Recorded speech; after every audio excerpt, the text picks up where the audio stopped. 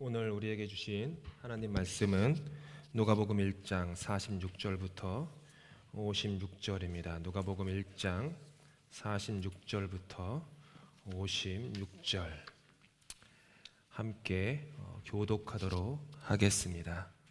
46절 제가 먼저 읽습니다. 마리아가 이르되 내 영혼이 주를 찬양하며 내 마음이 하나님 내 구주를 기뻐하였음은 그의 여종의 비천함을 돌보셨음이라. 보라, 이제 후로는 만세의 날을 복이 있다 일컬으리로다. 행하시니가 큰 일을 내게 행하셨으니 그 이름이 거룩하시며 긍휼하심이 두려워하는 자에게 대대로 이르는도다.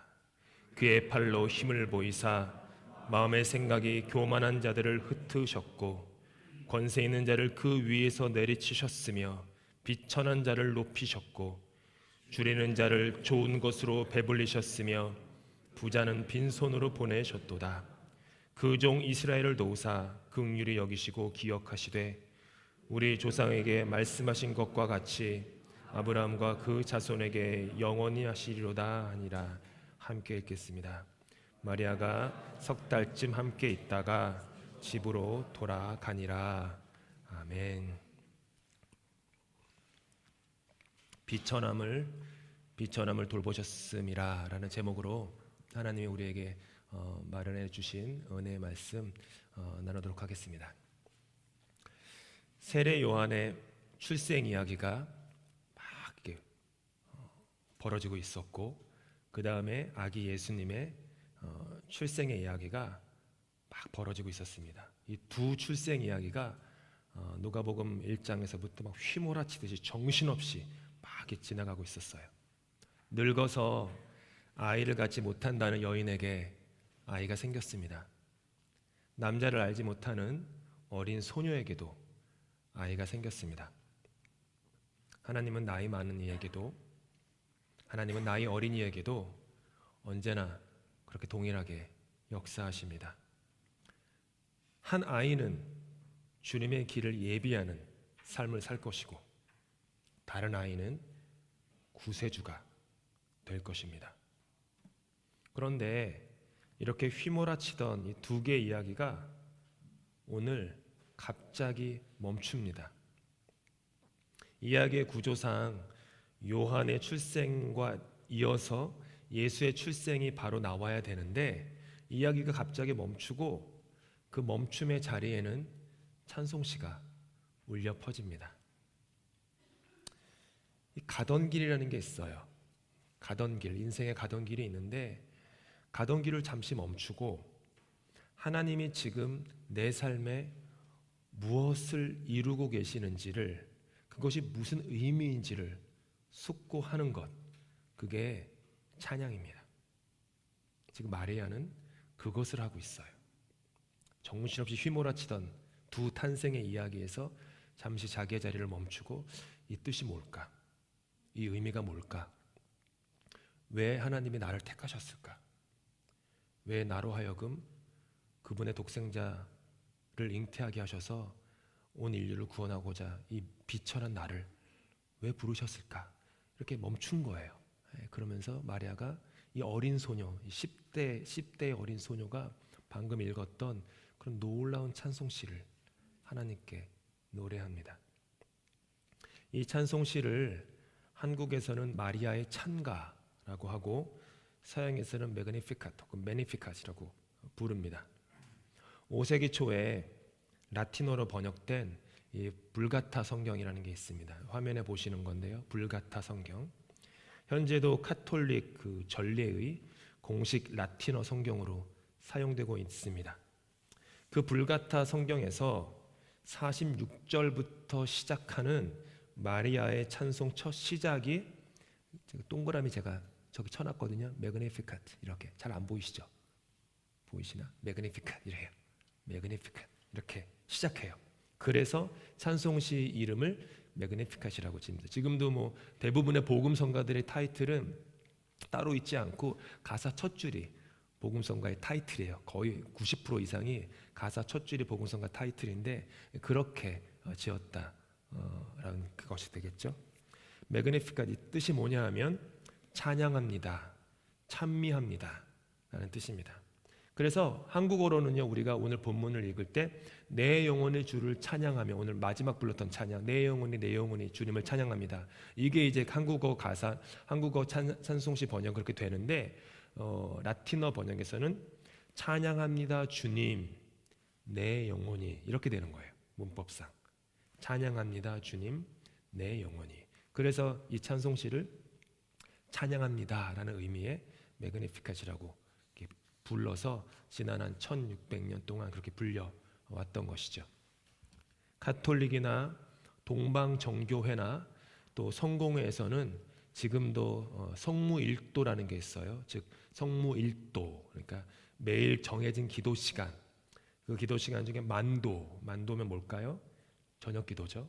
저녁 기도 시간에 필수적으로 기도해야 되는 그 찬양 기도문으로 지금 우리가 읽었던 기도문이, 찬양시가 포함되어 있습니다. 48절에 마리아는 그의 여종의 비천함을 돌보셨음이라 라고 찬송합니다. 그리고 49절에서는 능하신 이가 큰 일을 내게 행하셨으니 라고 찬미합니다. 우리가 2주 전에 함께 묵상했던 것처럼 능함이 없는 비천한 인생 가운데 능하지 못하심이 없는 하나님을 소리 높여 찬양하고 있는 것입니다. 마리아는 특별히 약자와 강자 사이에서 행하시는 하나님의 공의에 대해서 노래를 해요. 본문 51절부터 53절 말씀인데, 이 말씀을 유진 피터슨, 작고하신 유진 피터슨이라는 뛰어난 영성가가 번역한 메시지 성경이 있어요. 메시지 성경에서는 이렇게 번역합니다. 그가 팔을 뻗어 능력을 보이셨고 거만 쓸에 허세 부리는 자들을 흩으셨다. 오만한 폭군들을 내리치시고 고통당하는 이들을 진창에서 건져내셨다. 가난하고 굶주린 사람들이 잔치상에 앉으니 야멸찬 부자들이 냉대를 당했다. 좀 더 이렇게 마리아의 노래가 조금 더 느낌이 좀 오시면 좋을 것 같아가지고 쉬운 메시지 성경으로 가져왔습니다. 마리아가 이 놀라운 찬양의 고백을 하는 거예요. 약자와 강자 사이에서 하나님께서 공의를 이루실 것이다. 이 시편, 이 찬송시가 워낙 유명한 찬송시여서 많이들 읽기도 하고 묵상도 하지만, 저는 이 마리아의 찬송시를 읽을 때마다 경외감이 들 정도예요. 아마도 잘은 모르지만 10대 중반쯤 됐을 이 어린 소녀가 도대체 어떻게 이런 고백을 할 수 있을까? 제가 중학교 2학년, 중3 때 혹은 고등학교 1학년 때 이런 생각 해본 적이 별로 없는 것 같은데, 하나님께서 교만한 자들을 낮추시고 겸손한 자를 높이시고 높은 산은 깎으시고 낮은 계곡은 높이시고 거친 땅들은 평평하게 하신다라고 하는 이 놀라운 이사야서의 비전을 지금 얘기하는 건데, 이런 비전을 어떻게 이 어린 소녀가 노래할 수 있었을까? 신학 교육도 받아보지 않았고 사회 소셜 저스티스에 대해서 공부해 본 적도 없는 이 갈릴리 나사렛 산동네에 있었던 이 소녀가 어떻게 이런 소망의 거의 예언자적인 노래를 할 수 있을까?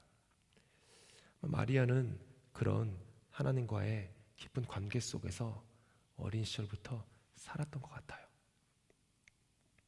지난주 마지막 찬양의 고백이 다음과 같았습니다. 성령이 오셨네. 우리 인생 가운데 친히 찾아오셔서 그 나라 꿈꾸게 하시네. 이게 지난주에 불렀던 마지막 찬양이었어요. 우리 인생 가운데 하나님이 친히 찾아오셔서 그 나라 꿈꾸게 하시네. 그러니까 마리아의 찬양이 딱 이거예요. 하나님은 저 먼 구름 위에 천상에만 계시면서 인간들을 그냥 쳐다보시는 그런 하나님이 아니라 우리 인간의 삶에 친히 찾아오시는 분, 우리 인간의 일상에, 저와 여러분의 하루하루의 삶에 깊숙이 개입하시는 분이다 라는 이 고백을 마리아가 하고 있는 거예요. 친히 찾아오셔서. 지난주 수요일에 아브라함 성경 공부할 때 제가 서두에 이렇게 나눴습니다. 기독교와 다른 종교의 차이가 어디 있습니까? 다른 종교의 신은 인간이 신에게 다가갑니다.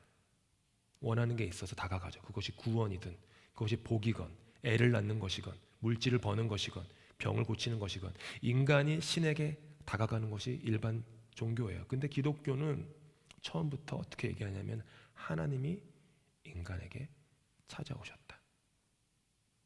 몇 주만 있으면 대강절 시작입니다. 11월 마지막 주가 애드벤트 대강절 시작이고 성탄절이 다가오는데 무슨 말이죠? 하나님이 인간에게 찾아오신다라는 이 놀라운 고백. 이게 지금 마리아의 고백이에요. 주님께서 우리에게 찾아오십니다. 개입하십니다. 나 몰라라 하지 않으십니다. 그래서 오늘 설교의 제목을 비천함을 돌보셨음이라 라고 하였습니다.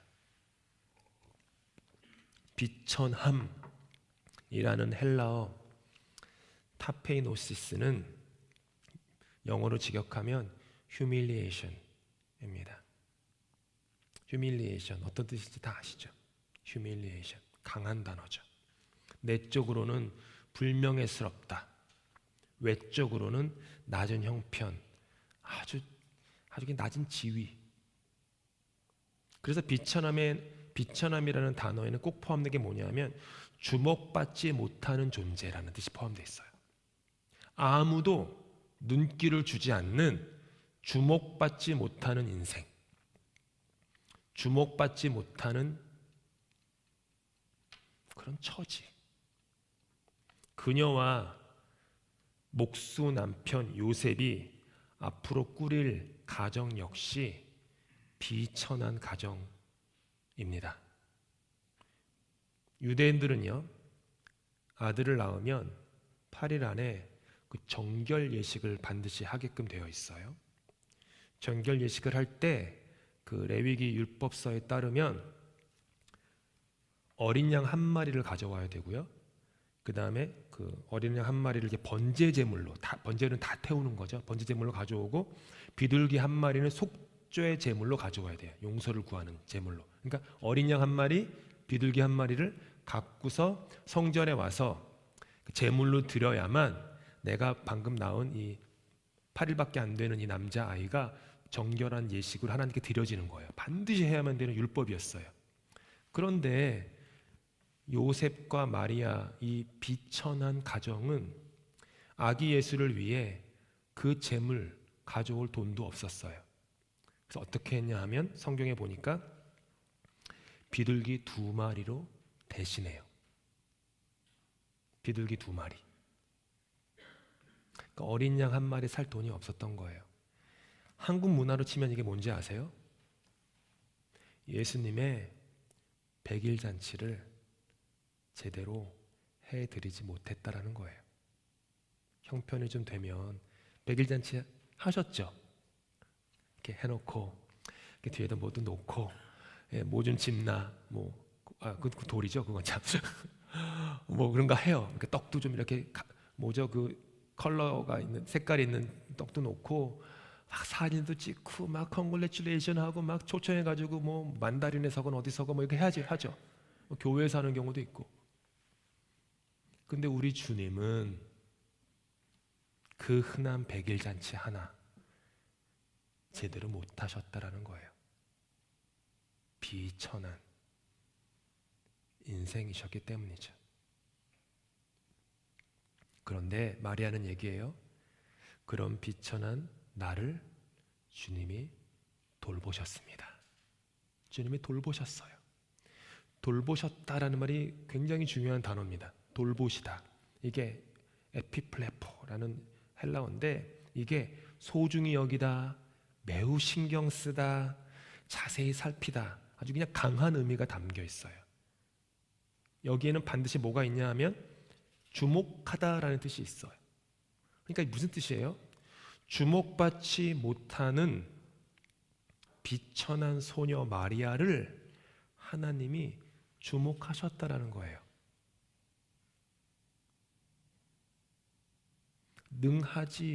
능함이 없는 우리 인생을 능하지 못하심이 없는 하나님이 함께 하셨던 것처럼 주목받지 못하는 세상에서 어느 누구도 나에게 관심을 기울이지 않는데, 내가 비천한 존재니까 아무도 관심을 기울이지 않지만 하나님은 그런 나를 주목하신다.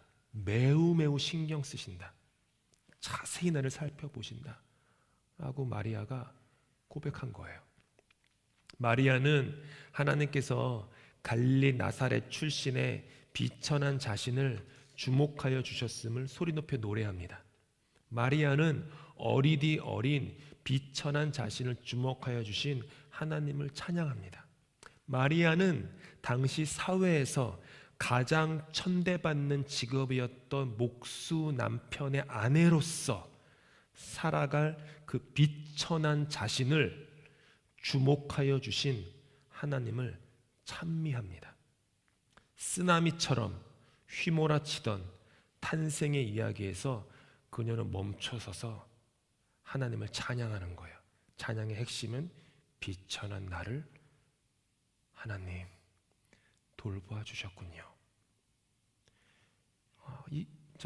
저와 여러분이 이 마리아의 가슴 벅찬 이 감동을 느끼면 좋겠어요. 마리아가 두근두근하는 이 마리아의 그 뜨거운 마음을 우리 좀 느끼면 좋겠어요. 주님, 비천한 난데 갈릴리 나사렛, 몇 주 전에 묵상한 것처럼 아무도 주목하지 않는 갈릴리 나사렛에서 교육도 받지 못하고 어린 소녀이고 약혼했고, 게다가 남편은 목수가 돼서 가장 천대받는 직업을 가진 사람일 텐데 그런 나를 어찌 돌보십니까? 근데 그것도 근데 온 우주의 구원자이신 예수를 어찌 이런 비천한 나의 인생에 담으시려 하십니까? 이 질그릇에 어찌 그 온 우주의 가장 귀한 보배를 담으시려고 하십니까? 이 벅찬 거예요, 가슴이. 누가복음을 기록한 누가는요, 사도행전도 연이어서 기록했습니다. 두 권이 사실은 같은 한 권이에요. 연결되는 한 권인데, 그래서 누가복음을 이해하는데 사도행전이 매우 도움이 돼요. 사도행전 3장에는요, 한 비천한 남자의 이야기가 나옵니다. 40세가 조금 넘은 남성이었어요. 그는 예루살렘 성전 입구에 미문이라는 곳에서 구걸하던 사람이었습니다. 미문, 영어로 beautiful gate, 말 그대로 아름다운 문이죠. 이름처럼 무척이나 아름다웠던 그 문은요, 그 높이 23m에 금과 은으로 치장한 장엄하고 웅장한 이중문이었어요. 당시 경건한 유대인들은요, 반드시 하루에 3번 기도하러 그 문을 지나쳐야 했어요. 아침 9시, 낮 12시, 오후 3시. 이렇게 하루에 3번 성전에 가서 기도해야만 했는데, 이 문을 지나자마자 성전 안에 첫 장소인 여인의 뜰이 나와요. 여인의 뜰. 그 여인의 뜰에 들어가는 출입문이기 때문에 통행이 아주 빈번했던 곳이었어요. 그래서 그는 그곳에서 구걸하고 있었습니다. 수많은 사람들이 그 미문을 지나 기도하러 하루에 몇 번씩 들락날락했다고요?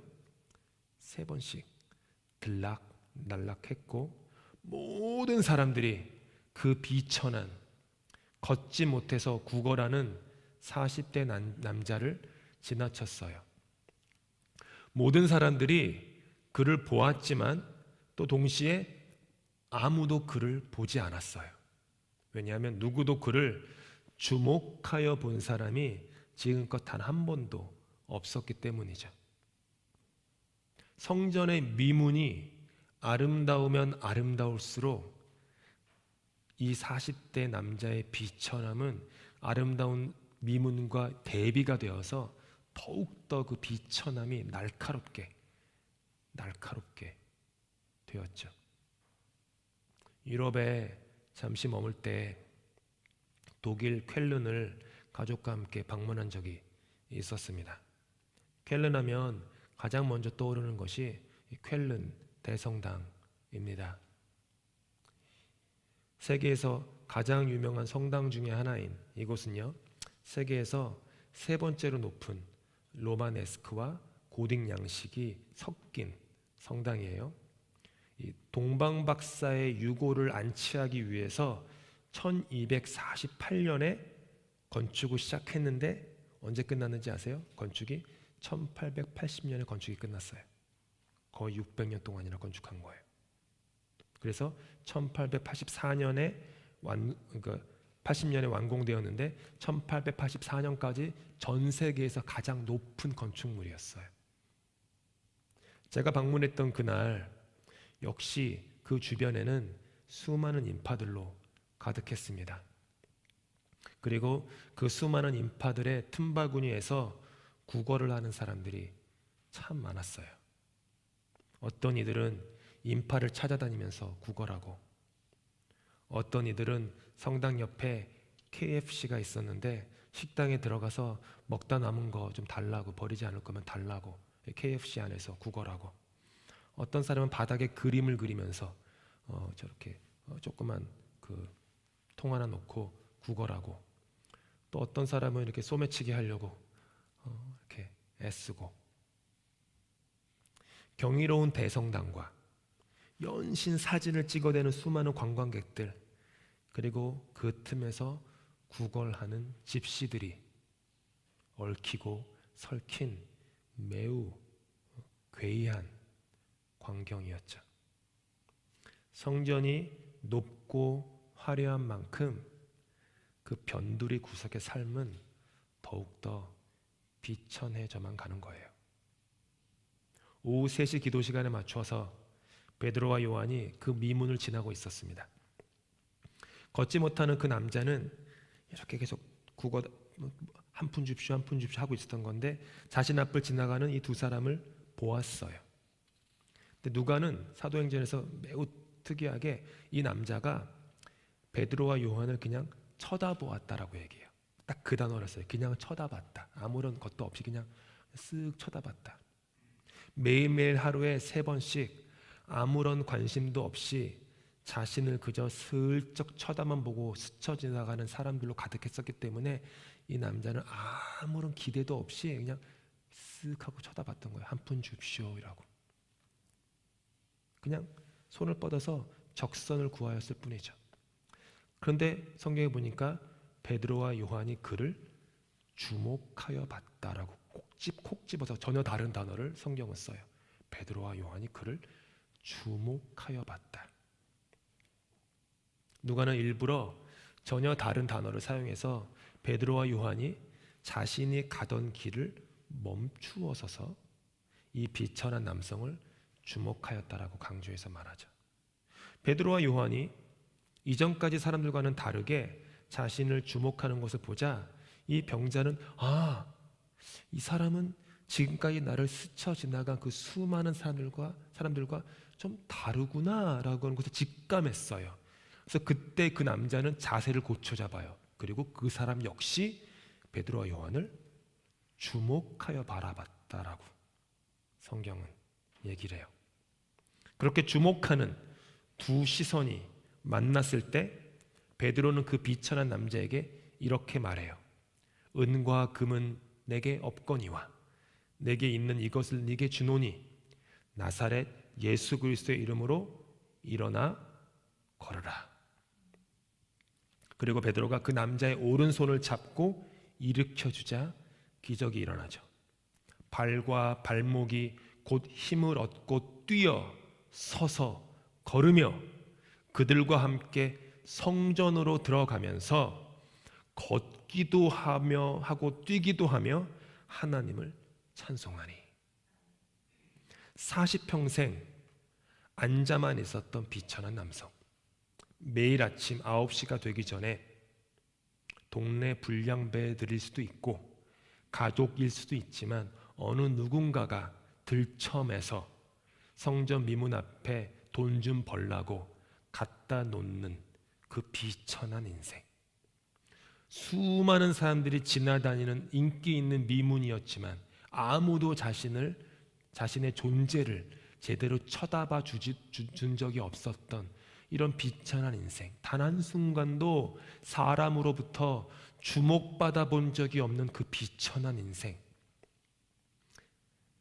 성전 안으로 들어가서 예배하고 싶지만 장애를 가진 사람은 성전 안에 들어가서 예배할 수 없다라는 율법 때문에 단 한 번도 성전 안에 들어가 보지 못한 채 그나마 성전에서 가장 가까운 미문 바깥에서 주저앉아 구걸하던 인생, 비천하고 불쌍한 인생, 그리고 수십 년 동안 그를 무심하게 쳐다보며 지나친 수많은 사람들. 여러분이 일하시는 곳이 어딘지는 모르지만 혹시라도 여러분이 일하시는 곳이 하루에도 뭐 수천 명씩 막 오고 가는 사람들이 있는 곳이라면 아실 거예요. 수많은 사람들이, 수천 명이 여러분이 일하시는 곳을 지나가도 여러분을 쳐다보지만 단 한 명도 여러분을 주목하진 않죠. 그냥 저희도 그래요. 그로서리 쇼핑해서 가면 수천 명이 하루에 뭐 라블로스건 커스코건 뭐 소비스건 지나가죠. 하지만 누가 눈길이나 줍니까? 그 일하는 사람 그냥 지나가는 거죠. 그냥 지나가는 거죠. 그런 인생, 수많은 사람들과 인카운터는 있는데 단 한 번도 존재와 존재가 만나는 인카운터는 없는 그런 인생. 기적 후에 이 사람이 가장 먼저 한 게 뭐예요? 성전 안으로 들어가서 찬양하는 거였어요. 이게 뭐죠? 40년 평생 동안 비천한 인생을 살면서 얼마나 성전 안에 들어가고 싶었으면, 얼마나 성전 안에 들어가서 하나님을 예배하고 싶었으면 낳자마자 제일 처음 한 행동이 성전 안에 들어가서 걷기도 하고 뛰기도 하며 미친 듯이 하나님을 찬양하는 것이었겠습니까? 마치 외양간에서 나온 송아지처럼 기쁨으로 방방 뛰면서 하나님을 찬송하죠. 마리아와 이 병자의 이야기는요, 다름이 없는 이야기예요. 모든 것은 주목하여 바라보는 것에서 시작했어요. 베드로와 요한이 이 비천한 남자를 바라보았을 때 이미 기적은 시작된 거예요. 바라볼 때 이미 기적은 일어났던 거예요. 그런데 그것이 어찌 베드로와 요한이라고 하는 인간의 바라봄이었겠습니까? 베드로는요, 예수님을 3번이나 저주까지 하면서 부인한 비천한 인생이었어요. 요한은 예수님이 잡히자 너무 무서워가지고 다른 사람이 자기 겉옷을 다 가져가도 빨가벗고 도망친 사람이었어요. 얼마나 humiliation. 3번 부인한 베드로, 비천하죠. 빨가벗고 제 목숨 살겠다고 스승 버리고 도망친 요한, 비천하죠. humiliation이죠. 예수님 죽은 다음에 너무 인생이 비천한 거예요. 비참해졌고 할 게 없어서 다시 그 비천한 갈릴리 호숫가로 돌아가 어부일을 하는 그런 그들에게 예수님이 찾아가세요. 그리고 주목하여 그들을 바라보세요. 그래서 그들 발과 발목에 다시 힘을 얻고 여러분과 제가 존경에 맞지 않는 사도로서 인생이 완전히 변화된 삶을 살게 되죠. 죄인을 주목하여 바라보시는 주님의 은혜로 그들이 회복된 것이죠. 그래서 베드로와 요한이 이 비천한 40대 병자를 지켜보던 시선은 그들의 인간의 시선이 아니라 베드로와 요한을 주목하여 보셨던 예수님의 시선으로 그들을 바라봤던 거예요. 즉 이 40대 남자는 베드로와 요한과 눈이 마주친 게 아니라 베드로와 요한을 통한 예수님의 시선과 마주쳤던 거예요. 그러자 발과 발목에 힘을 얻고 성전으로 들어와서 외양간에서 풀려난 송아지처럼 기뻐서 찬송을 했던 것이죠. 여러분, 하나님께서는요, 비천한 자를 주목하십니다. 하나님께서는 겸손한 자를 사랑하세요. 하나님께서는 교만한 자를 싫어하세요. 하나님이 가장 싫어하시는 자가 교만한 자예요. 교만은 패망의 뭐라고요? 선봉이에요. 거만한 마음은 넘어짐의 앞자리니라. 겸손해서 마음과 삶의 자세를 낮추는 것이 교만하여 거만함의 탑을 올라 이 위에서 아래로 세상과 사람들을 내려다보는 것보다 훨씬 좋습니다. 훨씬 나은 거예요. 하나님은 비천한 자를 주목하시고 교만한 자는 흩으시기 때문입니다. 교만과 거만으로 세운 공든탑이 무너지는 것 바벨탑처럼 순식간입니다. 아무리 본인이 성벽을 강하게 지었다고 해도, 탑을 높게 지었다고 해도, 여러분 뭐 뉴스 보시면 잘 아시잖아요. 넘어지는 거 일순간입니다. 그냥 뭐죠, 이게 핑거팁 한번 하면 그냥 다 무너지는 거예요. 한순간에 나락으로 떨어지는 겁니다. 예수님은 비천한 여인 마리아에게 잉태되셨습니다. 예수님은 비천한 외양간에서 태어나 비천한 말구유에 누이셨어요. 예수님은 비천한 갈릴리 나사렛에서 자라셨습니다. 예수님은 비천한 목수의 직업을 가진 아버지의 돌봄을 받았습니다. 예수님은 그 역시 비천한 목수의 직업을 이으셨습니다. 예수님을 따르던 제자들은 비천한 어부들이었습니다. 예수님은 몇 주를 제외하고는 대부분 비천한 갈릴리에서 사역하셨어요. 예수님의 말씀을 듣기 위해 따르던 사람들은 다 비천한 사람들이었습니다. 이유가 무엇일까요? 하나님께서는 비천한 자를 주목하여 바라보시기 때문입니다. 하나님의 눈길은 비천한 자를 향하시기 때문입니다. 교만한 자에게 하나님은 눈길조차 주지 않으세요. 비천한 자, 마음이 낮은 자, 겸손한 자, 마음이 깨진 자, 상한 심령을 가진 자, 그런 사람에게 하나님의 시선은 주목되어 계십니다. 그리고 예수님의 복음은요, 언제나 비천한 사람들을 향해서 흘러가요. 앞으로도 계속 누가복음이나 이렇게 통해서 보겠지만 그 권세 있는 자나 권력 있는 자한테 복음은 흘러가지 않아요. 계속해서 복음은 물길이 있거든요. 복음의 물길. 복음의 물길은 계속 흘러서 그 비천한 자에게 가요. 물은 위에서 아래로 흐르지 아래에서 위로 흐르는 법이 없습니다. 절대로. 하나님의 창조 세계는 그렇지가 않아요. 물은 위에서 아래로 흘러요. 뭐죠? 복음은 마음이 낮은 자에게 흐른다라는 거예요. 예수님의 시선은 마음이 낮은 자에게 향한다라는 거예요. 하나님이 축복하셔서 혹시 유명해지건 혹시 뭐가 잘 되건 그때도 내 마음이 비천함을 통한 겸손함을 잃지 않아야 되는 거예요. 그런 사람을 하나님은 기뻐하시죠. 예수님의 어머니 마리아는 비천한 소녀였습니다. 마태가 기록한 예수님의 족보에는요 5명의 여인들이 나와요. 다말, 라합, 룻, 밧세바 그리고 마리아. 5명 중 밧세바와 마리아를 제외하고는 모두가 다 비천한 이방 여인들이었습니다. 그리고 모두 다 자신들의 삶의 형편이 비천했어요. 5명 다. 다말은 시아버지 유다에게서 쌍둥이를 낳은 비천한 여인이었습니다. 라합은 여리고성에 살던 비천한 창녀였습니다. 룻은 남편과 사별한 후 시어머니를 따라 터전을 옮긴 비천한 이민자였어요. 밧세바는 다윗 왕과 잠을 자고 그로 인해 남편을 잃은 비천한 여인이었습니다. 성경이 그녀들을 예수 그리스도의 족보에 기록해 놓은 것은 그녀들에게 윤리 도덕적 판단과 정죄를 하기 위함이 결코 아닙니다. 무슨 메시지냐 하면 예수 그리스도를 통해 일어날 복음의 역사가 이런 것이다라는 얘기를 하고 싶은 거예요. 예수의 복음은 비천한 자를 존귀케 한다라는 거예요. 예수의 복음은 무너진 인생, 이 여인들을 봐라. 이 무너진 인생을 다시 세우는 하나님의 역사가 있다.